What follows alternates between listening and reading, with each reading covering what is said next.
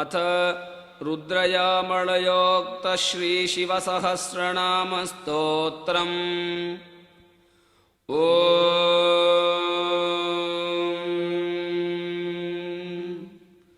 नमस्ते अस्तु भगवन् विश्वेश्वराय महादेवाय त्र्यम्बकाय त्रिपुरान्धकाय त्रिकाग्निकालाय कालाग्निरुद्राय नीलकण्ठाय मृत्युञ्जयाय सर्वेश्वराय सदाशिवाय श्रीमन्महादेवाय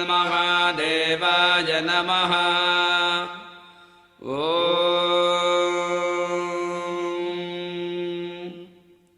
अस्य श्रीशिवसहस्रनामस्तोत्रमहामन्त्रस्य शम्भुर्ऋषिः अनुष्टुप्छन्दः सदाशिवो देवता महेश्वर इति बीजम् गौरीशक्तिः सर्वैरिति कीलकम् श्रीसाम्ब सदाशिवप्रीत्यर्थे जपे विनियोगः। ध्यानम् शान्तं पद्मासनस्थं शशिधरमकुटं पञ्चवक्त्रं त्रिनेत्रम् शूलं वज्रं च खड्गं परशुमभयदं दक्षिणाङ्गे वहन्तम् नागं पाशं च घण्टां वरडमरुयुतं चाङ्कुशं वामभागे नानालङ्कारयुक्तं स्फटिकमणिनिभं पार्वतीशं नमामि। ॐ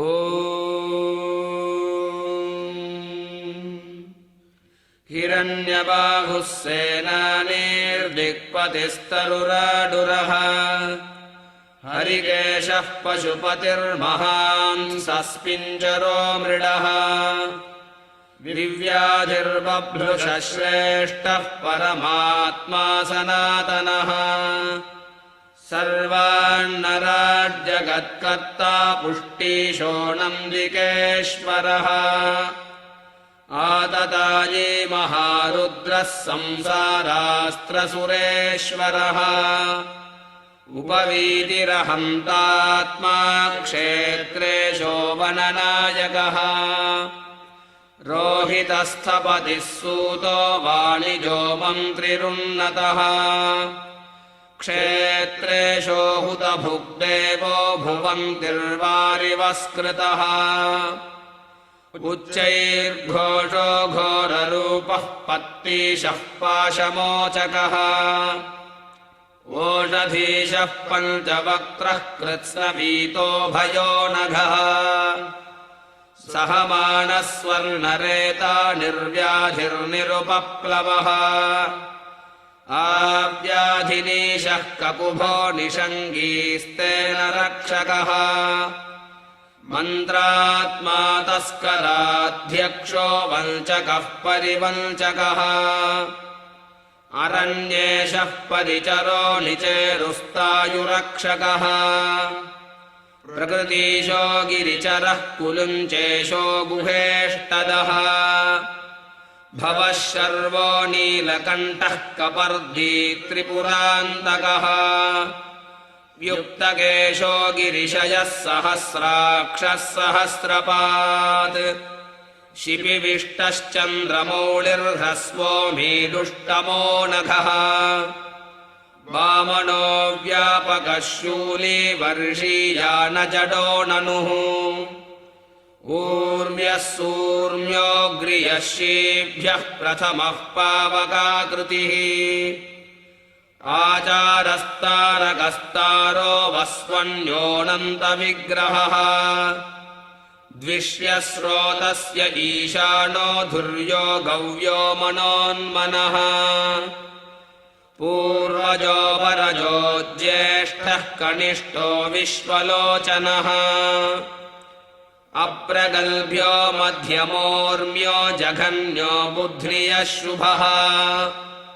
प्रतिसूर्योऽनन्तरूपः सौम्यो याम्यः सुराश्रयः खल्यो वर्यो भजक्षेभ्यः श्लोक्यः पथ्यो नभोऽग्रणीः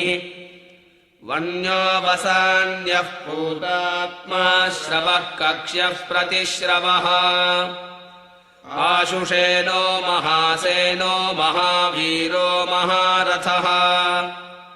शूरोऽतिघातको वर्मी वरूथी बिल्मिरुद्यतः श्रुतसेनः श्रुतः साक्षी कवची वशकृद्वशी अहनन्योऽनन्यनाथो दुन्दुभ्योरिष्टनाशकः धृष्णुः प्रमृश ईज्यात्मा वदान्यो वेदसम्मतः तीक्ष्णेषु पाणिः प्रहितः स्वायुधः शस्त्रवित्तमः सुधन्वा सुप्रसन्नात्मा विश्ववक्त्रः सदा गतिः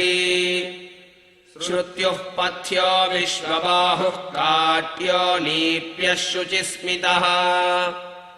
सूद्यः सरस्यो वैशन्तो नाद्यः कूप्य ऋषिर्मुनिः वट्यो वर्ष्यो वर्णरूपः कुमारः कुशलोऽतुलः मेध्यो वेद्यो मेघशक्तिर्विद्युद्यो मेघविक्रमः दुराधरो दुराराध्यो निर्द्वन्द्वो दुःसहप्रदः ईध्रियः क्रोधशमनो जातूकर्ण्यः पुरुष्टुतः आतप्यो वायुरजरो वात्यः कात्यायनी प्रियः वास्तव्यो वास्तुपो रेष्म्यो विश्वमूर्धा वसुप्रदः सोमस्ताम्रोरुणः शङ्गो रुद्रः सुखकरः सुहृत् उग्रो भीमो भीमकर्मा भीमो भीमपराक्रमः अग्रे वधो हनेयात्मा हन्ता दूरवधो वधः शम्भुर्मयो भोर्नित्यश्च शङ्करः कीर्तिसागरः मयस्करः शिवतरः खण्डः परशुजः शुचिः तीर्थ्यः कूल्यो मृताधीशः पार्यो वार्यो मृताकरः शुद्धः प्रतरणो मुख्यः शुद्धपाणिरलोलुपः उच्च उत्तरणस्तार्यस्तार्यज्ञस्तार्यहृद्गतिः आतार्यः सारभूतात्मा सारग्राही दुरत्ययः आलाद्यो मोक्षदः पथ्योऽनर्थः सत्यसङ्गरः षष्ट्यः फेन्यः प्रवाह्यश्च सिकत्यः सैकताश्रयः इरिण्यो ग्रामणीः पुण्यः शरण्यः शुद्धशासनः वरेण्यो यज्ञपुरुषो यज्ञेशो यज्ञनायकः।